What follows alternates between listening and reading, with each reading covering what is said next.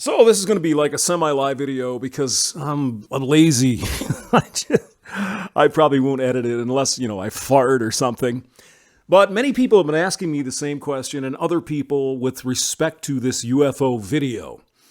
Now, in case you don't know, the USS Omaha took video of an unidentified flying object that was, a few nautical miles away.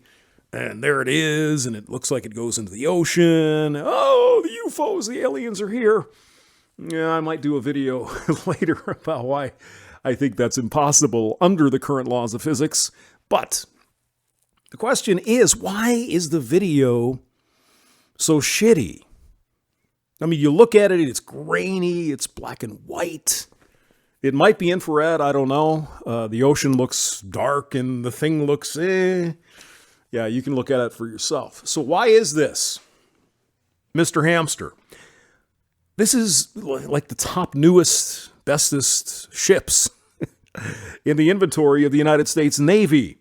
Why are the cameras looking so shitty? Okay, well, let's go and talk about how this works. Now, Hamster knows maybe a little bit about this kind of thing.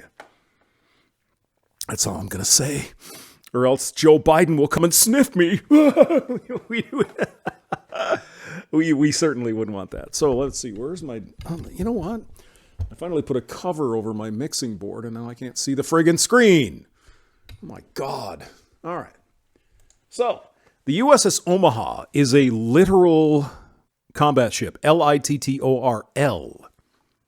Now, the Littoral combat ship is a set of two classes of relatively small surface vessels. They have helicopter pads. They've got a couple of helicopters on them. They're armed. They got missiles, the guns, all kinds of shit. Now, here's why.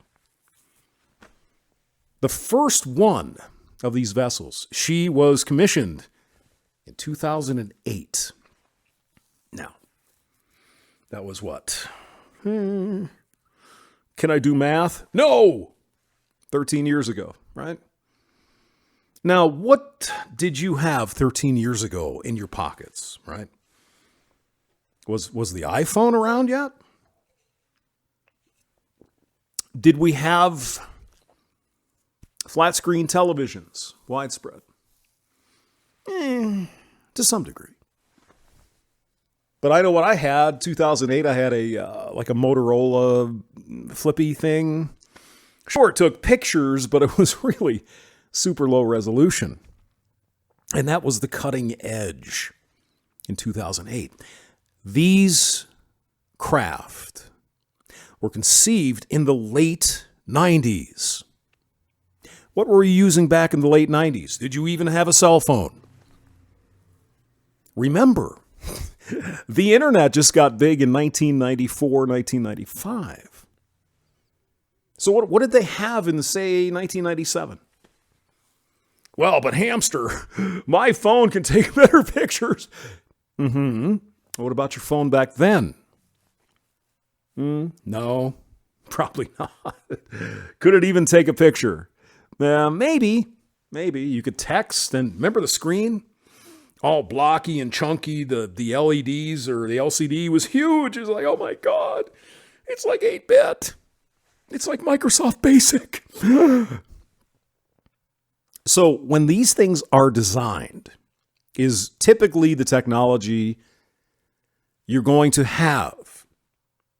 Because as you go through the military procurement process and the design, the requirements, and all of this bullshit, they're not going to do anything new. It's tried and it's true. Well, it worked before. Why do we need to upgrade to digital video? We could just use VGA. It works perfectly fine on my computer. And we've had it on this plane and that plane and this other plane. It's fine. Yeah, we'll just use that. So that's put into the requirements.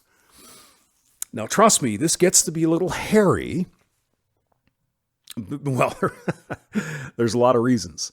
Military requirements, typically, the thing has to work from a very cold temperature to a very hot temperature.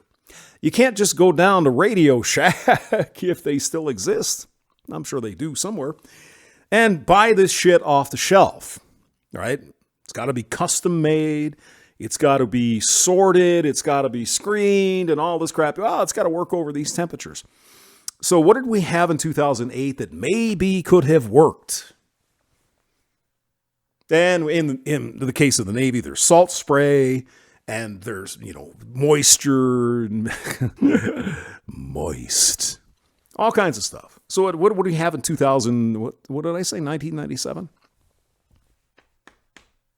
Really old shit. Now keep in mind, your phone doesn't have to go through this crap. As a matter of fact, I had an iPhone once. And it was like a 90-degree day and the friggin' thing shut off. I'm sorry, I'm too hot. 90 degrees is nothing when it comes to military. We're talking 120, 130, 140 degrees. It's got to work. Can't shut down. Can't take a day off. It's got to freaking work. Now, if you take your iPhone, for example, or whatever your cell phone is, leave it out in your car when it's 30 below zero, you've just fucked your phone up. They're not designed to work below about 0 Celsius, which is 32 degrees. You get below that, you freeze the LCDs because there's actually liquid in there because they're liquid crystals and so on and so forth. So the thing is, when you're talking about military, this shit has to work. It has to work over temperature and it has to work every effing time. And so what the military will do is like, well, we've had this particular thing for years and we've had okay, we'll go with that. And so you look at this camera, it's all blocky and my iPhone is better than that. That's because this was designed in the late 90s. Think of the cutting edge technology in, say, 1997. Go back 15 years. That's what you have.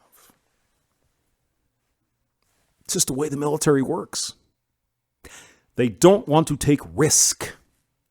Well, yeah, we could use that fancy new iPhone, LCD thingy with the too risky. And so that's why this footage looks like crap. They're probably using an analog camera, probably VGA, tried and true. Now I could talk about the FLIR cameras. The point is, even back then, certainly they were still analog video. And analog video just doesn't give you the resolution that you would expect. You pull your iPhone up and say, oh, look at that. I can get high def video streaming. Not in 1997 and certainly not in 1982, where they probably looked back and said, hey, this works. Let's get that. So it's not that the Navy doesn't have money. Of course they do. And it's not that there aren't upgrades over time. Most certainly. There's probably digital video and all this high-resolution crap. But I mean, honestly, do you really need high-resolution video? You just need to know something is there, and so the pilot of the plane, she can go and bomb whatever that thing is. I don't care if I can read, the writing. There it is, go. So yeah, I mean, there's a bunch of different things. But you guys are absolutely right. The video looks like crap. But then again, over the years, with respect to UFOs, it seems like when one of these things shows up, we go grab the shittiest camera and take a picture of it because, I wonder why that is. Any ideas? I will put the link below. James Maxwell, thank you for listening.